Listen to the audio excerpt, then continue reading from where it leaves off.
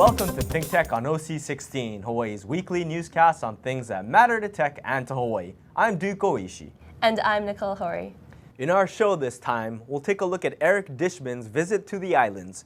He's with Intel and he works in developing tech for the aging. He has an amazing story to tell and an inspiring message about aging today and the tech that can make it easier for everyone.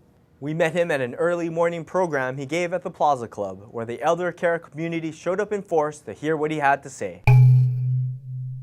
We are here to try to find out what kind of solutions technology has to offer. Our everyday technologies are increasingly becoming medical diagnostic devices, not just Fitbits for monitoring tracking, but within 18 months, a lot of the common cell phones that will be out will actually have medical diagnostics within them or can pipe medical diagnostic wearables through them, right? This world is changing quickly. And you can see just a simple example of care customization there that we were never able to do before because you're collecting vital signs more regularly and actually looking at changes in trend lines. It's like, I'm going to decrease your meds. How many times do we send people into a clinical environment today to decrease meds? It's almost always an increase, right? Because we don't really understand what's happening with trend lines. That is one of the most powerful things. Most of the clinicians that we work with around the world are incredibly resistant to this at first because they're like, oh gosh, another technology I have to learn and another thing I have to deal with. And the moment they use it, within a week, our biggest skeptics, I've never met one who's not, is like, it would be immoral for me to practice medicine without this data now, right?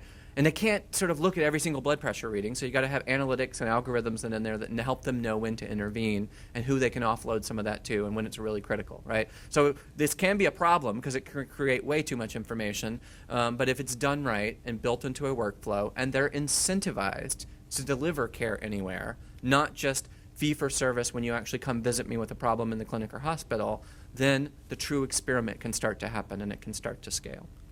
So let me give you a couple of examples of real-world case studies from Intel's work with seniors and with caregivers.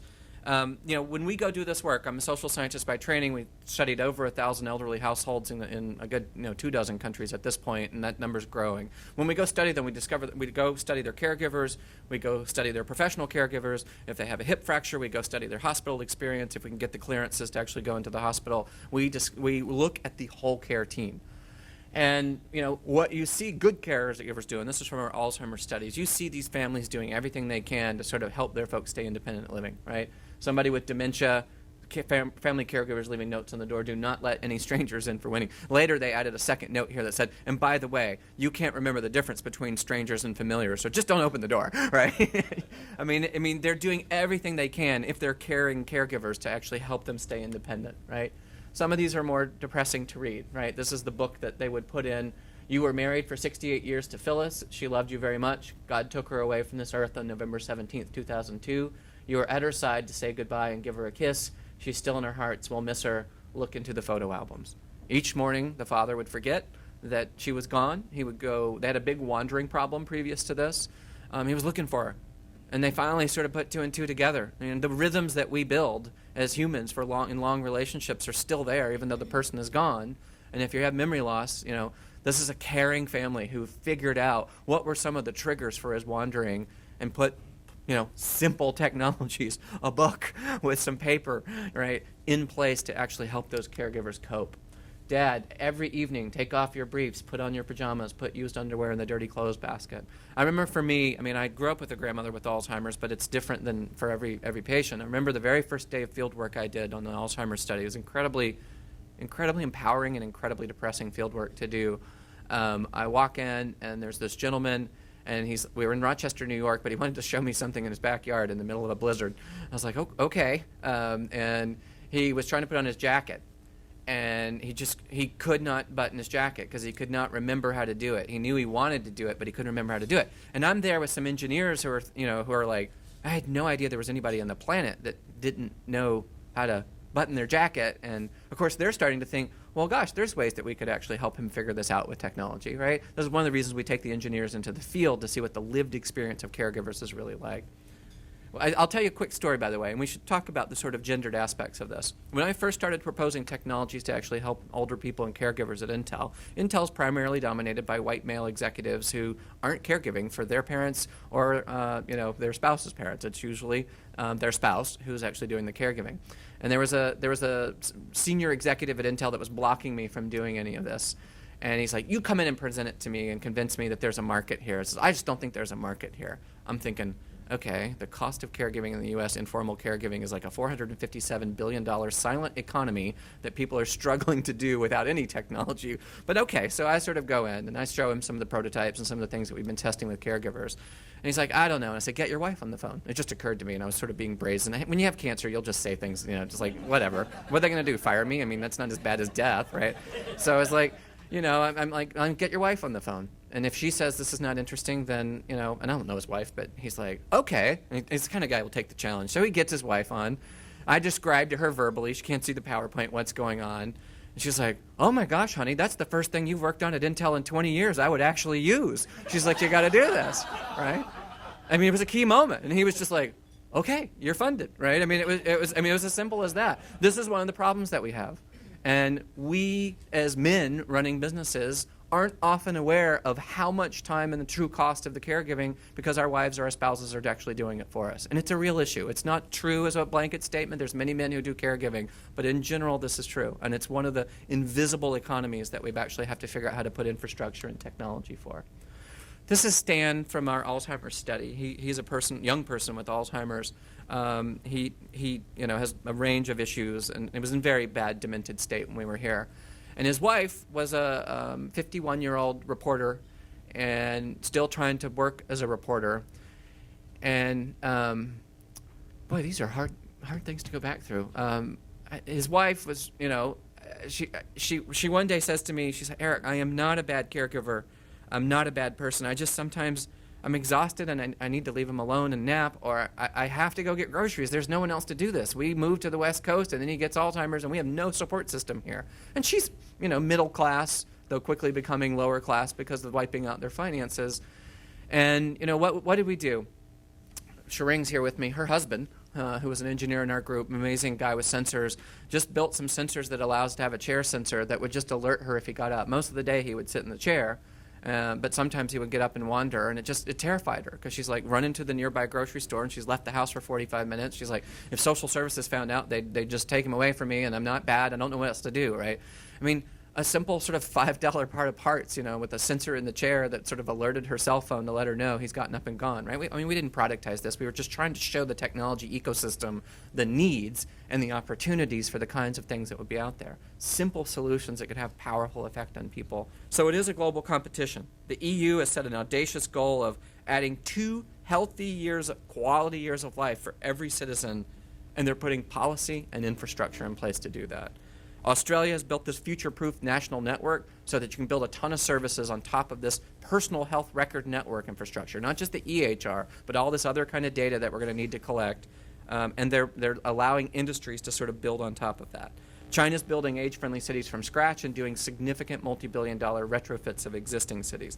Their goal by 2020, drive 90% of care for older people to the home, and their current 5-year plan to build age-friendly cities, right?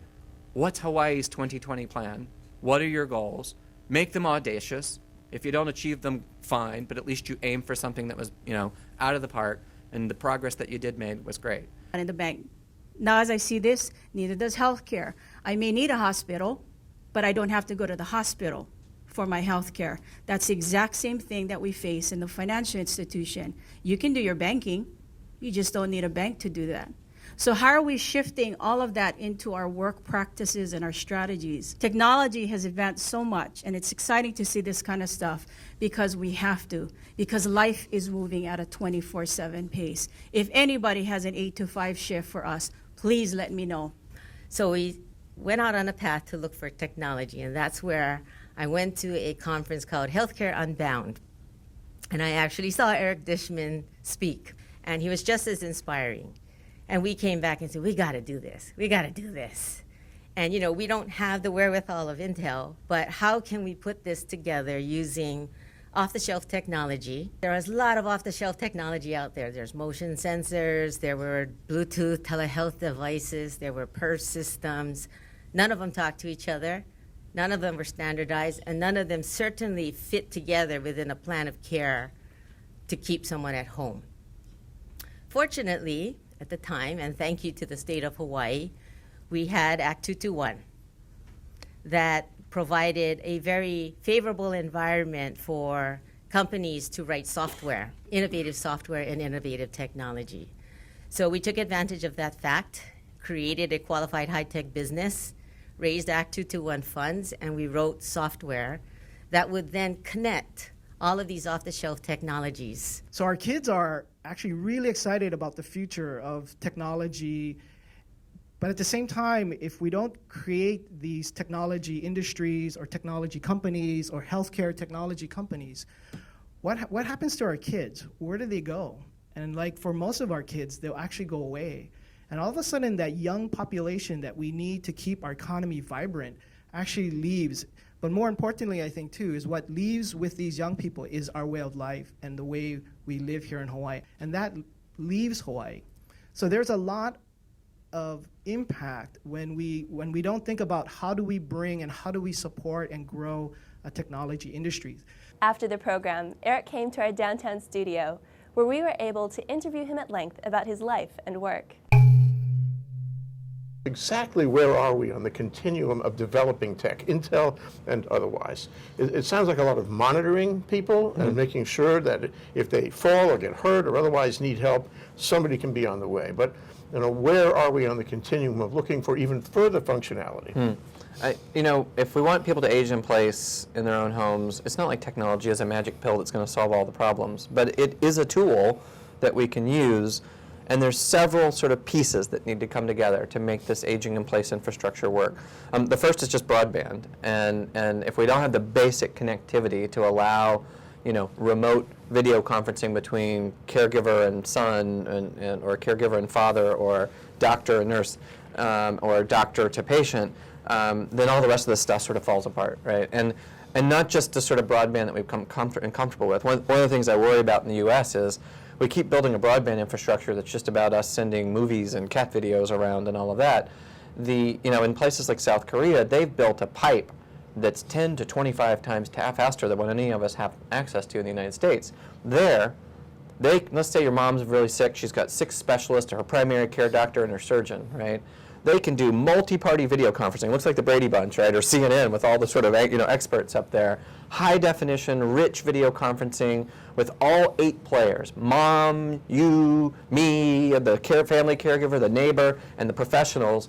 And they can have a huddle digitally and say, hey, she's getting worse. You neighbor, we need you to do this. You daughter, we need you to do this. You nurse, you're going to have to go visit once a week now in person because the virtual's not working right. I mean, that's the kind of capacity that we're going to have to build. But that basic connectivity is the first thing. You spoke about coordinated healthcare, coordinated support for aging people. Yep. It seems to me that we don't do any of that right now. But it seems to me that we have the tools to do that, and we've got to move to that as soon as possible. You're right on. I told you earlier, I said there were 4 times that I've almost died in my 23-year cancer journey. The first 2 were about hospital-borne infections. The other 2 were because of this lack of coordination. I had at one point 14 specialists and a primary care doctor and an oncologist. And they're all, sort of like got me carved up, right? And they're all taking care of little individual parts. But there was nobody putting Humpty Dumpty back together again to sort of say, is what you're doing making things worse over here? And in both of those cases, they significantly over-medicated because they weren't even sharing my medication list. I carried it with me in paper, right? And today, they should be looking at it digitally, and an algorithm ought to be looking and telling them, and they don't know all the details about all the side effects of these drugs, because think about the complexity of drugs they have to manage compared to 100 years ago. There's thousands and thousands of drugs. No one human, even as specialist as they are, can know all the sort of permutations. This is where a computer has to be looking, saying, here's your digital meds list. He proposes this, she proposes this for you, and it says, wait, there's an alert, there's a side effect that neither one of you, and combining those 2 things could really kill somebody with this particular cancer, right? And the more drugs you're taking, the more those risks. Yeah. And so, is research going on? Is somebody keeping data on this to be sure that they can catch all the permutations and combinations of how the drugs interact? Yeah, it's clinical decision support tools, right? And this gets to some of the other pieces that are needed on top of that broadband. You need the care coordination tools, whether it's remote multi-party video conferencing, different forms of messaging, some of it text, some of it quick, some of it email, all of it secure, because this is personal health data that we're sharing. So if we don't have the security in place, we're going to be in trouble. Next up above that is a range of sensors. And by sensors, I mean everything from digital blood pressure cuff in the home. Those exist. I did a TED Talk recently where I took a ultrasound. Now you think about ultrasound, right? An ultrasound unit, not that many years ago, was a big piece of equipment that took up a bunch of, they'd wheel it in, right, or wheel you into the ultrasound machine. We now got ultrasound units that can connect to a smartphone with a little camera on the end. And I stood on stage for my TED Talk and showed my new kidney that I got 18 months ago that saved my life, right? Now, it's not designed today for a patient to be able to do it to themselves. My doctors taught me how to do this. But we're going to have software and algorithms. I mean, think of it as sort of Siri guiding you to sort of say, hey, left, right, and your doctor's on the other end is like, that's the image, send that one to us, right? That is real today on a small scale. It's not grown on a huge scale. But that's just a sensor, right? It's a camera. Right? And that camera can be connected to a smartphone. That camera can be a dedicated device. You know, blood pressure cuffs, all the sort of classic vital signs that we had to travel to the hospital for. Shoot, we're going to be wearing most of them on our watches very soon. It's already starting to happen, right? I got my Fitbit on. It's monitoring my steps. Next generation of these things will start to look at heart rate and so forth. So we don't have to make that pilgrimage anymore.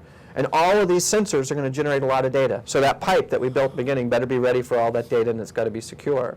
But the last piece of it is the analytics. This is the smart software that makes all that data. Your doctor doesn't want an email every time that you check your blood pressure. They want to know that your blood pressure has changed significantly based on how it's been the last week and the last 10 years, right? That's when they should be alerted.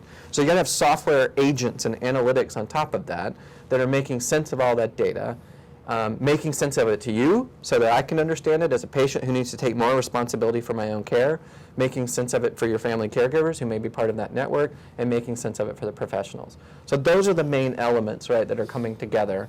In some countries they're coming together faster than they are here, but that's the path that we're on for truly what I call personal health. It was great to meet Eric Dishman and inspiring to hear him speak. And beyond that, it was a treat to be able to interview him too.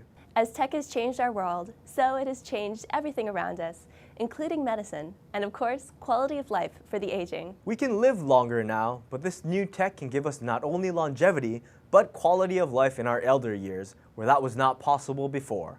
The price we pay is that we have to avail ourselves of the tech that makes this possible and use it to take charge of our own health.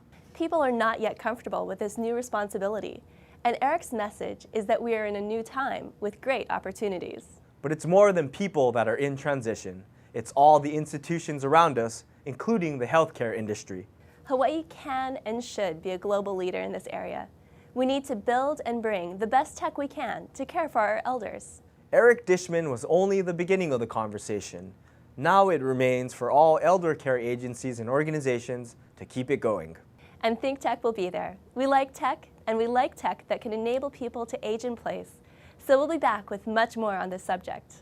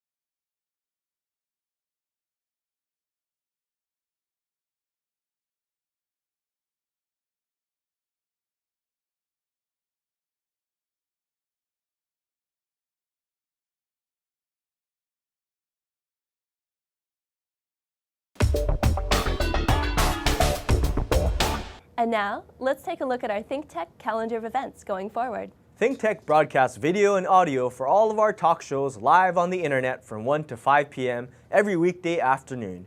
If you missed the show or want to replay or share any show, they're all archived on YouTube. Visit thinktechhawaii.com for our live stream and YouTube links, or to join our email list and get these links and advisories on our upcoming shows. We also invite you to be part of our live audience at our downtown studio in Pioneer Plaza. Contact Jay at thinktechhawaii.com. Raise your awareness in every way on ThinkTech.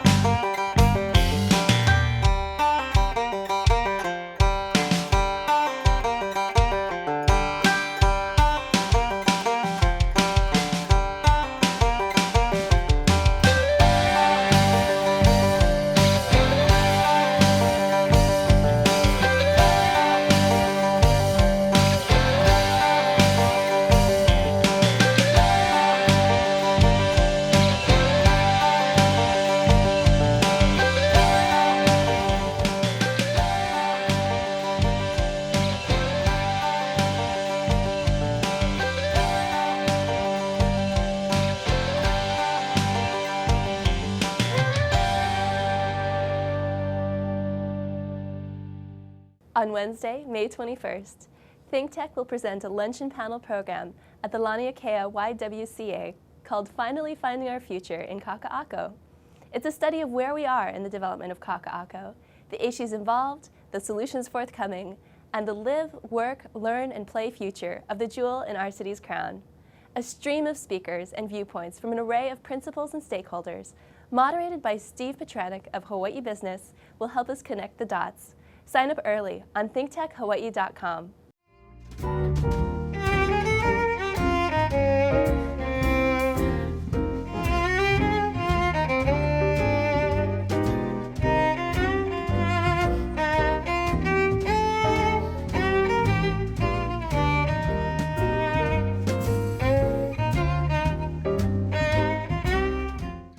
And now, here's this week's ThinkTech news. Aloha. I'm Nicole Hori with ThinkTech News. Now that the NSA and military have laid the groundwork for new surveillance technologies, these are becoming more accessible to local governments. Social networking analysis is barely a decade old, but if the NSA can use it to find terrorists, then local police can use it to learn about gangs. It's no surprise that police at all levels, having seen what the feds can do, want to use this technology to deal with crime, especially organized crime. Emilio Ferrara, a researcher at Indiana University, has created a software platform called Log Analysis that can accumulate data from mobile phone records, police databases, and the knowledge and expertise of police themselves to identify and analyze the social networks behind criminal organizations. Police know-how plays a big role in the analysis. For example, the people who make the most calls are not necessarily the leaders. Gangs work in secret and limit their communications, so leaders may talk only with a small number of lieutenants who then redistribute messages to the network. Log analysis also lets the police study the networks in limited time periods. This allows them to study calls made just before and after a particular crime. The distribution of those calls in that period can be very helpful to investigators. As an example, Ferreira talked about a large criminal network for which the police obtained records for 80 phones over 15 days. This gang was involved in a series of robberies, extortions, and drug trafficking. Log analysis also lets police study the networks in limited time periods. This allows them to study calls made just before and after a particular crime. The distribution of those calls in that period can be very helpful to investigators. As an example, Ferrara talked about a large criminal network for which the police obtained records for 80 phones over 15 days. This gang was involved in a series of robberies, extortions, and drug trafficking. Log analysis revealed the links, how calls were clustered around specific crimes, and how certain members operated in multiple subgroups of criminal activity. The use of social network analysis for investigation of gangs raises questions about the nature and admissibility of evidence in criminal investigations. To what extent can social network analysis be used as evidence of membership in a criminal organization when a case goes to court? Could the system ever cause you to be scrutinized if one of your high school classmates has a record? The LA Times recently reported that the sheriff's department there had used aerial surveillance in 2012, a program that was kept hush-hush because it was not expected to be popular with the community. The plane monitored the movements of everyone in a large area at low resolution. It was expensive and not helpful in solving crimes, so it was not continued. But LAPD actually has even better aerial cameras, which they say can zoom in on a suspect and distinguish whether the object in his hand is a gun or a cell phone. As the cost comes down and drones and cameras improve, we can expect things like this to be rolled out in more and more cities.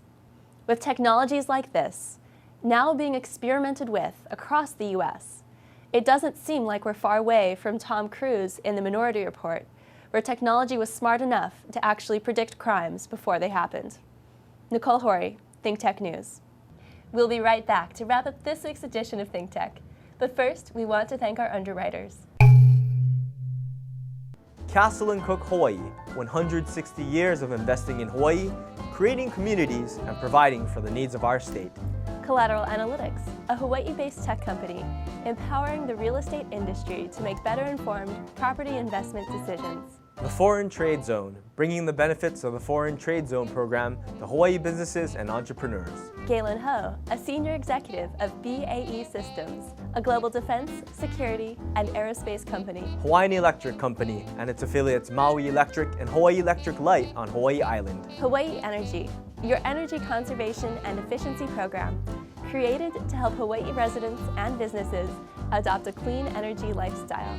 The Hawaii Energy Policy Forum, incorporating diverse perspectives into the design of a forward-looking energy strategy. Hawaii Gas, helping Hawaii achieve its transition to clean energy and a better energy future.